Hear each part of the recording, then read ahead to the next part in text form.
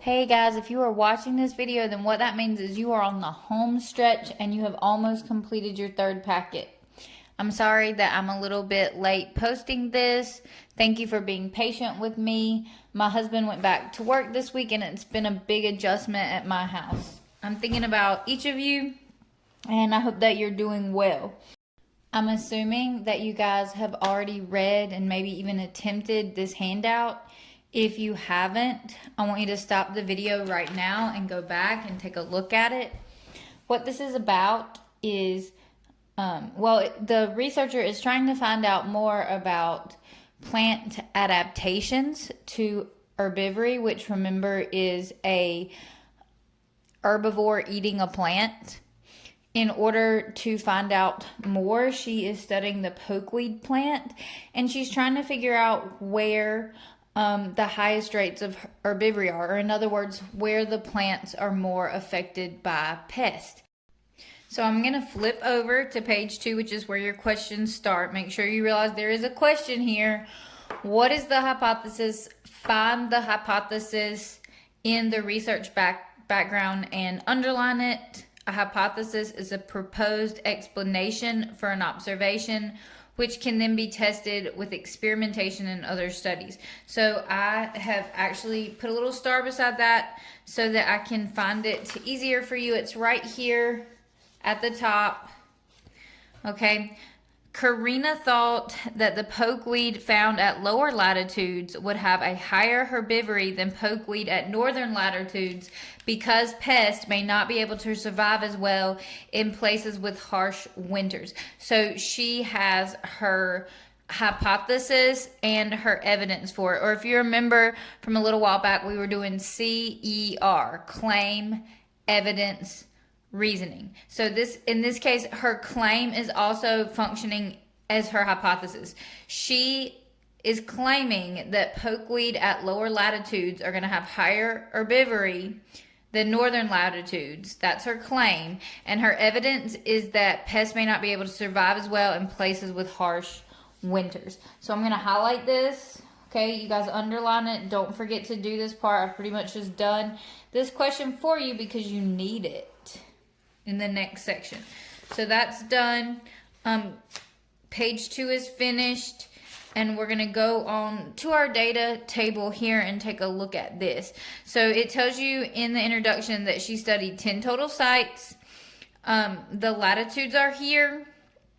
Sample sizes, if you'll recall, the larger the sample size, the less variation in the data, the more reliable the data is. And here you have your percentage of leaves that have been eaten, so the percent herbivory. So you can have this plot here is all the way at 98.46%, and then our plot at 42.5 is 12.8. So we've got different percentages here. This is standard deviation and standard error, which we don't talk about in regular biology, but this tells you how much variation is in your data and how reliable it is. And there's a little note about that here that you can look at. What data will you graph to answer the question? In order to figure that out, you have to know your independent variable and your dependent variable. So look at your graph. Okay, and also look at the hypothesis. Okay, Karina thought that pokeweed found at lower latitudes would have higher herbivory. So remember, you plug in does blank affect blank. Okay, and your first blank is going to be your independent variable, and your second blank is going to be your dependent variable. So, do latitudes, remember location on the globe, do latitudes affect percent herbivory, or does herbivory affect latitudes? Only one of those makes sense. Our independent variable is going to be latitudes, and our dependent variable is herbivory. So you guys can go ahead and write that in here. Our independent variable is latitude. Okay, and our dependent variable is herbivory, but we need to actually be able to measure that. So that's what's shown to us here in this column. Okay, the average percent of the total leaf eaten. Okay, or if you want to simplify that and you want to write it percent herbivory. I'm using my children's Scentsy pencils tonight.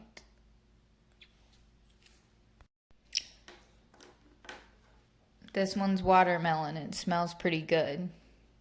Okay, so looking at our graph, what are the only things that you guys are going to have to graph or that you're going to need to graph? You're going to need to graph the latitude and the average percent of the total leaf area eaten. So latitude, because it's your independent variable, is going to go on the x-axis. And average percent eaten, because it's your dependent variable, is going to go on the y-axis. And look, it's already done for you here. So you guys just have to plug this in. You have to make a decision. Is this a line graph or a bar graph? Well, latitude is numerical, continuous data. In other words, if you look at 41 degrees latitude and 42 degrees latitude, okay, there are latitudes in between that. It's continuous. So the best graph for this is going to be a line graph. So again, I think that where some of you are struggling, those of you that have messaged me, is knowing what to graph. Okay, you are going to graph latitude and average percent of the total leaf area eaten. And if you take AP Bio, then you would probably use standard error to make error bars, which are also very important in evaluating data, but we are not going to do that today. So I'm just going to do a couple points for you to get you started. Notice that one thing that might be confusing for you is it's backwards. In other words, our first latitude here is going to be the last thing on our data table, but it's labeled number 1, so just go from number 1 and work up. So our first latitude is 27.2, so that's going to be like kind of in the middle here, and our average percent eaten is 60.35, so that's going to be really small, really close there to 60. And then we're going to go to our 28.6, same thing, it's a decimal, 28.6, so it's going to be really close to 28. And our percent eaten is 78.1. Okay, so we're going to come up. It's going to be kind of close to 80, and we're going to make our point. I'm not going to do the whole graph for you. I'm going to let you guys do that, but that's how you're going to do that. I think it's harder because we're not used to having our x-axis have points in between what's marked on the line, but this is how you do it. Do the best you can. It doesn't have to be perfect. It is a bit of an estimate. And then remember when you're finished to make sure that you connect your dots. A line graph is not a line graph if it does not have a line. So make sure you connect your points at the end. Okay, and if you want to send me a picture and make sure it's right before you proceed, you guys are welcome to do that. And then after you have graphed this, you are going to interpret the data and make a claim that answers the question that was asked. And remember, the question is, does latitude affect percent herbivory? In other words, does latitude affect how heavily pests eat the pokeweed plant? And remember that Karina's, I think I called her Kara earlier, Karina's hypothesis was that plants at lower latitudes would have higher herbivory rates. So you either want to repeat that claim if her claim was supported, or you want to state the opposite of that claim if it was not supported. So your claim should either be plants at lower latitudes have higher herbivory rates, or there is no relationship between latitude and herbivory rate. And your wording does not have to be exactly like mine. Okay, so that's going to be your claim. Basically, you're either restating Karina's hypothesis or you are making your own based on this evidence. The other thing I want you to remember is that 26 is a low latitude and 42 and 44 are high latitudes. So think about that as you're looking at your data. Here are your lower latitudes, and here are your higher latitudes. Okay, so notice your percent. Notice if you're at a low or high latitude when you make that claim. Okay, the evidence that you use is going to be from your graph. So I might want to point out some of my data points, but remember, what I really like you guys to do is write it as a trend. As latitude increases, herbivory also, and then you'll either say increases or decreases. Try to write it as a claim. Let me write that in for you guys. As latitude decreases, or you could also say increases here. Try not to give the whole thing away to you. So as latitude either decreases or increases, you'll write a comma, percent herbivory, and then that will also be either decreases or increases. So you guys are picking. It's almost like a fill in the blank, really, because you can use exactly what I've given you here. Okay, and you just pick which is applicable. Should I have decreases and increases?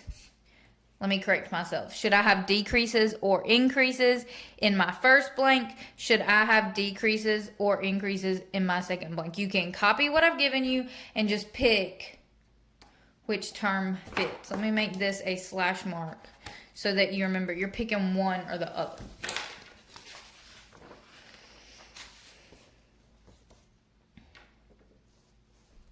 Okay, explain the reasoning why the evidence supports your claim. You want to go back to what Karina said. Karina thought that at higher latitudes, the pest would not be able to survive the harsh winters. So what that means is as you increase to lower latitudes, more pests are surviving and more pests are feeding on the pokeweed. And so that is the reasoning that you will bring in to your question here. And I'm sorry that they're not numbered. I kind of just realized that. Okay, did the data support Karina's hypothesis? Use evidence to explain. This is going to feel kind of repetitive because it's very much like your claim and evidence. So you are going to look back at your claim and evidence to see, okay, if Karina was supported. Okay, so that's what you're doing here. And then what new question do you think should be investigated, and what future data should be collected to answer your question? This is probably going to be the hardest for you guys because I can't really give you guys an example without giving you the answer. But what you want to think about is after Karina finds out the answer to her question, okay, does this lead her to further questions about the pests that are feeding on the crop? Okay, is it enough to just study pokeweed, or should she study multiple plants? Would it be useful to know what pests are affecting the pokeweed? Those are the kind of things that you want to think about. So this one, again, is going to be your hardest one. Do the best you can with it. I just didn't want to end the year without going back to scientific method one more time because it's so important. Science literacy, guys. Okay, understanding science is more important right now than it's ever been. So I know these kind of exercises can be frustrating for you, but they're making you a better science reader, which is going to be so valuable to our society in the future. I miss you guys. I'm thinking about each of you. I'm proud of you for making it this far, and you guys are almost done.